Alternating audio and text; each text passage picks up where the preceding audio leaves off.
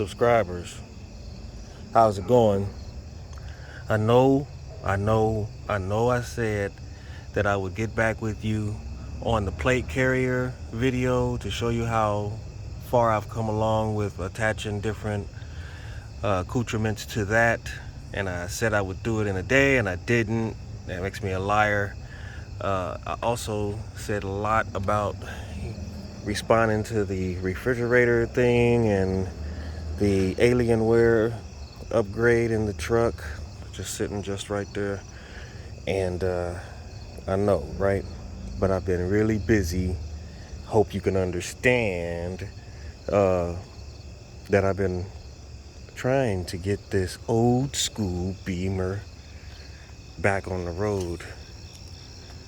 And it's just day one, really. I tried to do something late last night and I didn't really get that far. But this is like the official day one, so I took the entire intake side of the engine off and, drained the fluids, pulled one coil pack out, which I put, I got it inside there. I've been setting everything up real nice and neat on a little work table inside the house here. And I'm really trying to get this one running before it gets cold. It'll be pretty much too cold to work on this in about a month. So I'm looking to get this done in the next 2 weeks. And the guy who had it said he installed this new starter. Now this is a BMW video. Said he installed this new starter, but didn't run much more than a few blocks after he installed it. What I noticed is he did a lot of things wrong. There were a lot of missing bolts. This is the distributor here. This plug wasn't even plugged in. The crankcase valve, that bowl looking device there, had a little bit of oil in it. There was a connector that went here, didn't even have the metal clip to keep it in place. Is this one it? This looks like this is it. Yeah, it was just sitting on there like so. There's supposed to be a little metal clip that goes in there and snaps it on tight. That wasn't the case. So there were all sorts of issues. It's been sitting for 3 years. So I've cleaned all the oil that was sitting here, took off the oil filter pump, and the gasket was really brittle. He put the intake back on and didn't clean around these areas or even replace the gasket. Real shitball mechanic, if you ask me. So here I am, coming in behind his work, looking at all of these broken clamps, and I'd already had about $1,100 worth of parts that I was going to replace because it is a high mileage vehicle. And I was taking this intake off. I felt like hell, I'm gonna take the intake off. I may as well replace knock sensors, crankcase sensors, this oil filter, pump filter, obviously the intake manifold filter, all of that needs to be replaced, all of it. So that's what we're gonna do. We're gonna replace all of it. So I even had the right mind to replace the starter and the alternator. However, I'm gonna go and take them off once I get the special swivel tool to take the top bolt out of that. So that's gonna stay in there until I can get that swivel tool. And then tomorrow I'm gonna go and find the Torx that's large enough to pull the idler, the tensioner back, remove this dry ass rotten belt, and I'm gonna remove this alternator and go and get it tested to see if it's worth a damn.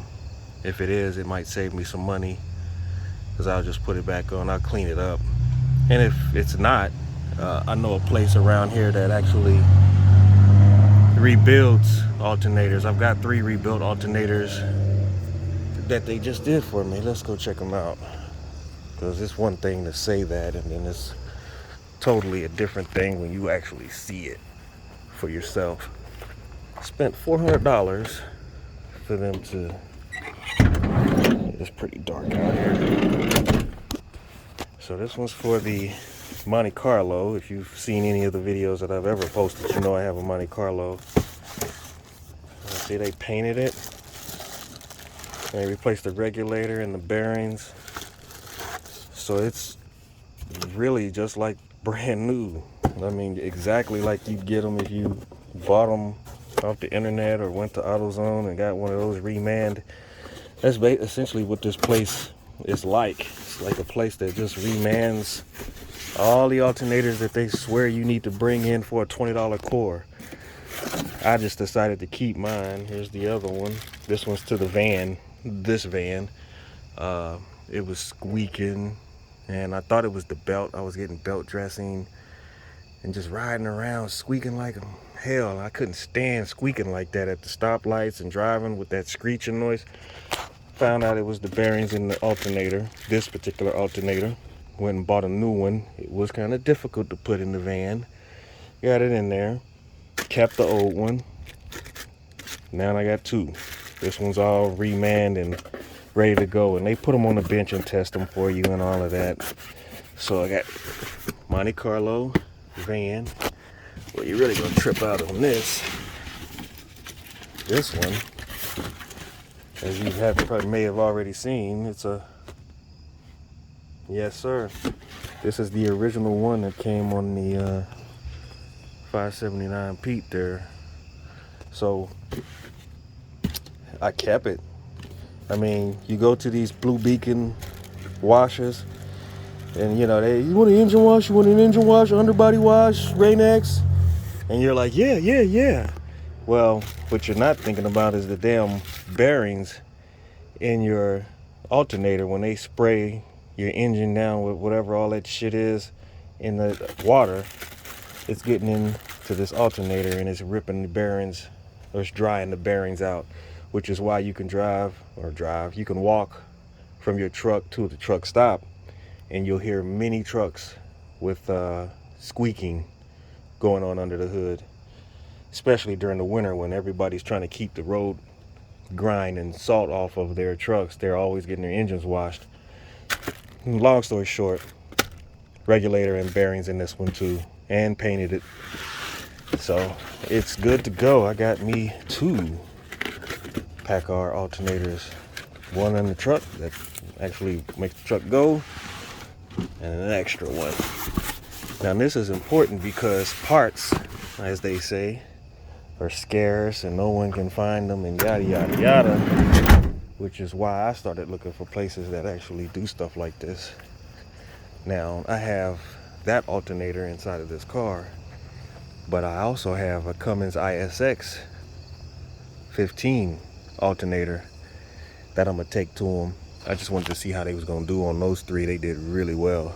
So if this one has any issues, I'll take that one, this one, and the Cummins ISX. And if this one is giving me issues, the piston is whack or whatever, I'll have them rebuild that one there, and I'll just buy a brand new one, because the last thing I want to do is get a rebuilt one and then put it in there and have an issue. Not like I don't trust their work, but more like if I have to use that one again, I'd rather it just be something that I have on the shelf somewhere as a stand-in for a new one. A new one should really last me years. So, but you never know. Even the new stuff, like I said, all of this stuff is basically remanufactured stuff. No matter what they tell you, it's not being built brand new. They're just putting new parts in it and cleaning it up. Like you saw those were really clean and nice, like new, right? Yeah, I know. So the videos, that's why we haven't been doing videos, because we've been doing this stuff. Now lastly, you know I'm still working on this house, because I didn't order the parts for the car, because I wanted to take the intake side down first. I haven't been working on the house and I haven't ordered the parts, but since everything is here on the table, you know, all set up real nice and neat, I won't have any work to do on the car except, as I said, take off that alternator. I've got to order the part to get that swivel eTorx 14. That's going to take up until at least Friday, and it's Tuesday. So what we're going to do is we're going to take a broom and get at them cobwebs. But we're going to get back on working on this roof, these beams, tomorrow. I've got to go and get my TSA thingamajig done for my hazmat and renew my license on Thursday. But during the meantime, hell, after I do the fingerprinting for TSA, I'm gonna come back, start working on these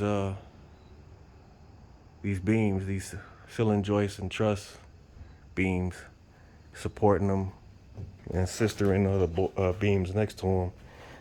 Excuse me, here's one of them.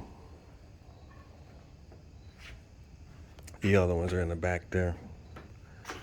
But that's what's been going on with me. I will get the other videos to you. I just need some time, all right? In the meantime, I'll talk to you.